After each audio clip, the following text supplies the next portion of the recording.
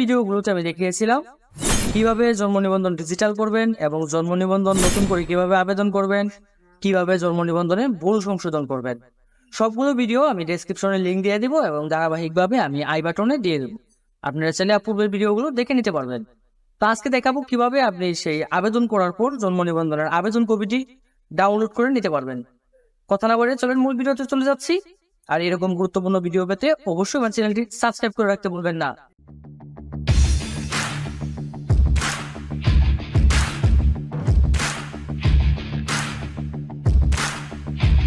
প্রথমে যে কাজটি করব, মোবাইল অথবা কম্পিউটারে যে কোনো একটি ব্রাউজার ওপেন করে নেব এবং ব্রাউজারে সার্চ বারে গিয়ে সার্চ করব হচ্ছে bdris.gov.bg।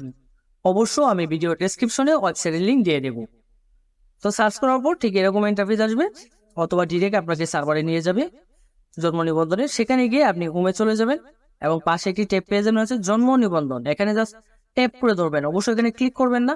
ট্যাপ করে ধরলে এখান থেকে অনেকগুলো সাব মেনু পেয়ে যাবেন। এইখান থেকে জন্ম নিবন্ধন আবেদনপত্র প্রিন্টের উপর ক্লিক করব।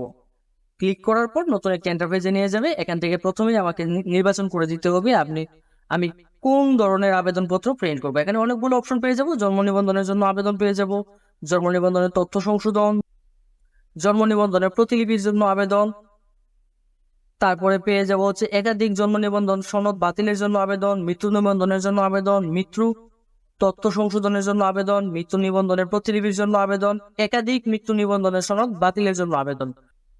আমি যে আবেদন পত্রটি ডাউনলোড করব সেটি হচ্ছে জন্ম নিবন্ধনের তথ্য সংশোধনের জন্য আবেদন। তো এটি সিলেক্ট করে দেব। দেওয়ার পরে এখানে যে কাজটি করতে হবে, এখানে প্রথমে আপনাকে অ্যাপ্লিকেশন আইডি দিতে হবে। অর্থাৎ আবেদন করার সময় ঠিক এরকম একটি আপনাকে অ্যাপ্লিকেশন আইডি দিয়েছিল, সেই অ্যাপ্লিকেশন আইডিটি এখানে টাইপ করে দিবেন। দেওয়ার পরে যে কাজটি করতে হবে, আপনার জন্ম তারিখ দিতে হবে জন্ম নিবন্ধন অনুযায়ী। অর্থাৎ যে জন্ম নিবন্ধনের তথ্য সংশোধন করেছি সেই জন্ম নিবন্ধনের জন্ম তারিখটি এখানে টাইপ করে দেব। জন্ম নিবন্ধনের তারিখটি দেওয়ার জন্য যে কাজটি করতে হবে, মাউসটি রেখে জাস্ট ক্লিক করলেই ক্যালেন্ডার আইকন চলে আসবে। এখান থেকে প্রথমে গিয়ে যে কাজটি করতে হবে, এখানে ডেটের উপর ক্লিক করবেন। ক্লিক করে এখান থেকে গিয়ে সাল এবং মাস, তারপরে তারিখটি সিলেক্ট করে দিতে হবে। দেওয়ার পরে আমরা যে কাজটি করব, আমরা প্রিন্টে ক্লিক করব। আমি আপনাদের বোঝার সুবিধার্থে এখানে মোবাইলের স্ক্রিনটিও শেয়ার করে দিচ্ছি। মোবাইল অথবা কম্পিউটারের স্ক্রিনটা কিরকম আসবে ঠিক এটা আমি আপনাদেরকে দেখাবো। তো প্রিন্টে যখন ক্লিক করবেন, কম্পিউটার স্ক্রিনটা ঠিক এরকম দেখতে পাবেন এবং মোবাইল স্ক্রিনটা এরকম থাকবে। তো মোবাইল স্ক্রিন এবং কম্পিউটার স্ক্রিনের মধ্যে একটু ডিফারেন্স থাকবে। কম্পিউটার স্ক্রিন থেকে গেলেই আপনাকে প্রিন্টে ক্লিক করে দেবে, অনেকগুলো প্রিন্টারের নাম চলে আসবে। এখান থেকে আপনি ক্লিক করবেন, ক্লিক করে জাস্ট সেভ এস পিডিএফ এ ক্লিক করে ফোল্ডার লোকেশন দিয়ে সেভ করে নেবেন। আবার সেম মোবাইল স্ক্রিনে যখন যাবেন, মোবাইল স্ক্রিনটা দেখবেন ঠিক এরকম আসবে। এখান থেকে আপনাকে একটি প্রিভিউ দেখাবে এবং সবার উপর থ্রি ডট আইকন পেয়ে যাবেন। থ্রি ডট আইকনে ক্লিক করবেন, ক্লিক করে সেভ এস পিডিএফ এ ক্লিক করবেন, তারপর ফোল্ডার লোকেশনটা সেভ করে দেবেন। দেওয়ার পরে দেখবেন আপনার এটি ফোল্ডার লোকেশন অনুযায়ী সেভ হয়ে যাবে। এখন এই আবেদন কপিটি আপনি যে কোনো কম্পিউটারের দোকান থেকে গিয়ে প্রিন্ট আউট করে নিতে পারবেন। অ্যাপ্লিকেশন আইডি এবং এখানে নিচে দেখবেন আপনাকে একটি তারিখ দেওয়া থাকবে যে এত তারিখের মধ্যে সকল নথিপত্র সহ আপনাকে জমা দিয়ে আসতে হবে হচ্ছে ইউনিয়ন পরিষদ অথবা সিটি কর্পোরেশনে।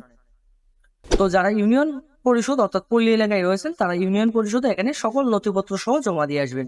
এবং কি কি নথিপত্র জমা দিতে হবে কোন আবেদনের জন্য, তার জন্য আপনার যে কাজটি করতে হবে আমি আই বাটনে ভিডিও দিয়ে দিব, আপনারা দেখে নেবেন। এই ছিল আজকের মতো, দেখা হবে নতুন কোনো ভিডিওতে।